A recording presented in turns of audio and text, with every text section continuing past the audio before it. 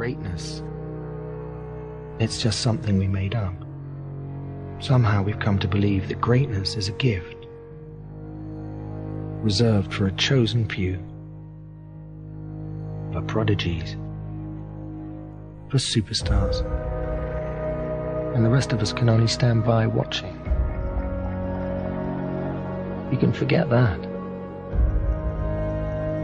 Greatness is not some rare DNA strand. It's not some precious thing.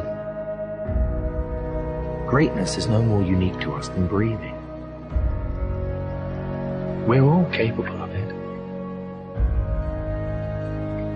All of us. I always believe leaving no stone unturned. That's what makes you a champion. When you're out there partying, horsing around, someone out there at the same time is working hard.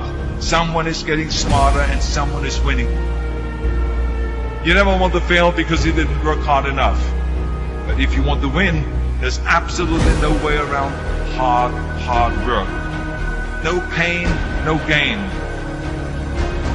We're wired differently. We have to set a goal that if we hit that goal, we're guaranteed to make sure all that other stuff in the middle is going to happen. Why 3 o'clock in the morning? Why don't you sleep? My appetite. I said, PT, I want more. I can do more. If I accomplish this without a father, if I accomplish this with my mom being a teenage mom, if I accomplish this as a high school dropout. How many of you believe in your life that your worst day can become your best day if you turn it around? If I can accomplish these things from this start, now that I'm at this place, knowing what I know now, what can I count? And I want you to think about that. I want you to think about more than just what you're going to do financially, more than what you're going to do in this industry in the next 3 years, right? More than that. What's your appetite? What are you going to do that will ensure that when the alarm clock goes off, that you're already up 10, 20 minutes before your alarm clock goes off? Why? You gotta grind. You gotta go through setbacks and disappointments. You gotta go through it. I'm talking about grit. I'm talking about endurance. Just having more stamina than they got. In order to get to the next level, you gotta sacrifice. You gotta take risks. You gotta be willing to do by faith whatever you're asked to do. Listen to me, there are no shortcuts to success. There are no discounts to success. It's always sweat. It's always blood. It's always tears. You always have to give all to be the best.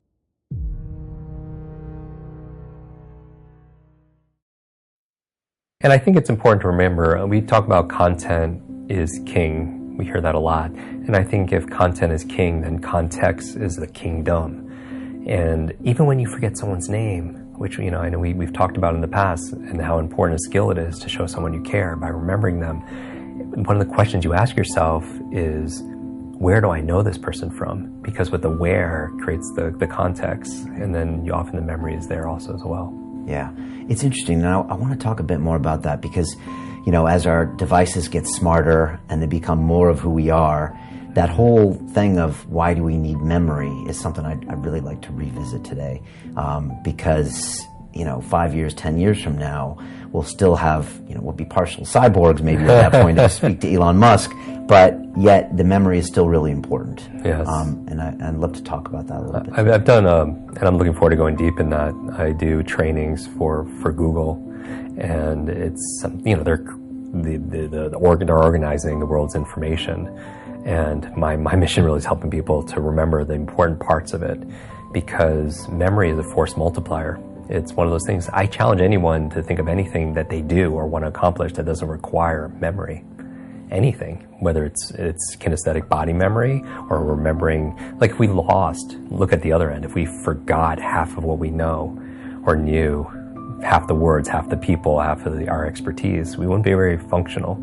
Yeah. And so imagine if we could double our capacity to learn in a fraction of the time, then we become extremely productive and powerful. And I'm not talking about frantic fast. When I teach people how to read 2 or 3 times faster, I mean in efficiency and effectiveness. You can imagine when you were, great documentary, by the way, Iron Mind, when you're training for something, your body, if you had some kind of physical challenge or let's say we're walking up a hill, you could do it at a level of efficiency and effectiveness than somebody who wasn't in as physically in shape, because you're strong and you don't have to use as much energy.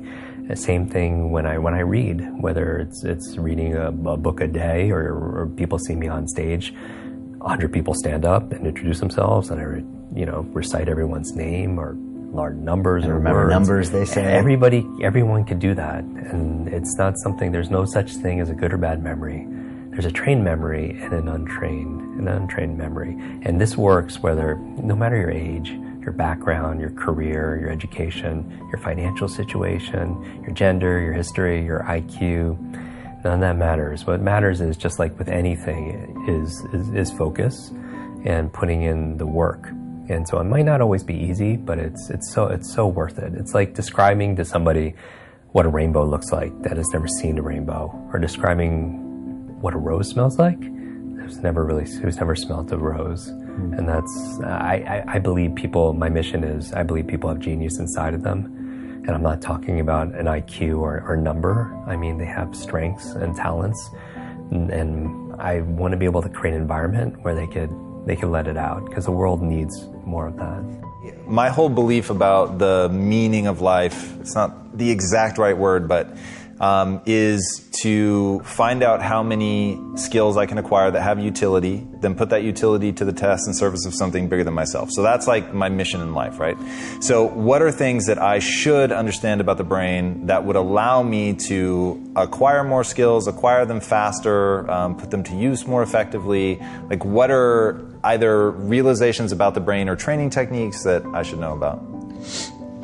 A big part of this has to do with the fact that we live our lives mostly on autopilot unless we put a lot of effort into not doing that. And so... so just by getting off autopilot, so that's ultimately just sort of making new connections. So examples that you give oftentimes: drive home a new way, brush your teeth with your left hand. Yep. And I certainly do feel the impact of that. Like, from a stave off neurodegenerative decline, that seems to make a lot of sense. And you've talked about the nuns who donated their brains to science. Why, I don't know, but that's incredible. And all of them, right, had like early stage dementia, but they showed no signs. Not all of them, but a much bigger percentage than anyone thought. About a third of them had Alzheimer's, but it wasn't clear when they were alive, because they were so cognitively active, because they were doing stuff. First of all, they were embedded in the social network because they were living in the convents.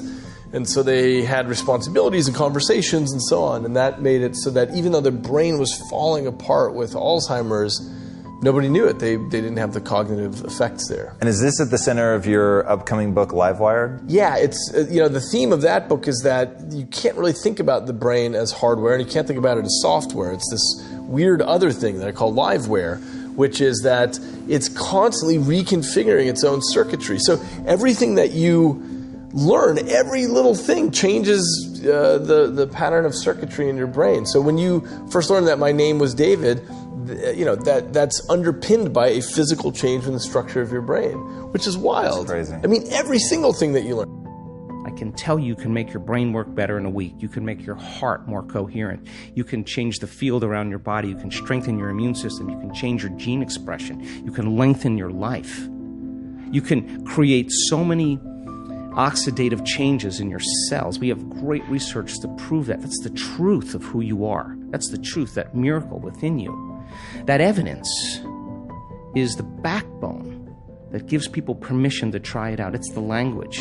Then you see someone standing on the stage telling their story in testimony, whether it's stage 4 cancer, whether it's MS, whether it's blind people seeing, deaf people hearing.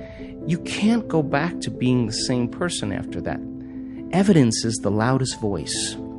And so then when we begin to make those inroads, and the footprint exists in consciousness, and you're witnessing it in three-dimensional reality,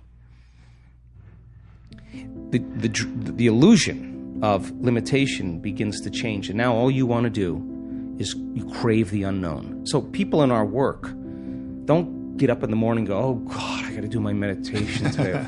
No, they're not doing that.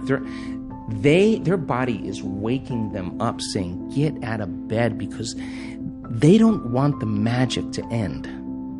And when you start seeing The gap between cause and effect, thought and experience, closing down. You're moving closer to the divine. And when that happens, all the things you thought you want, you no longer want, because the overcoming process leading to who you become, nobody can take that away from you.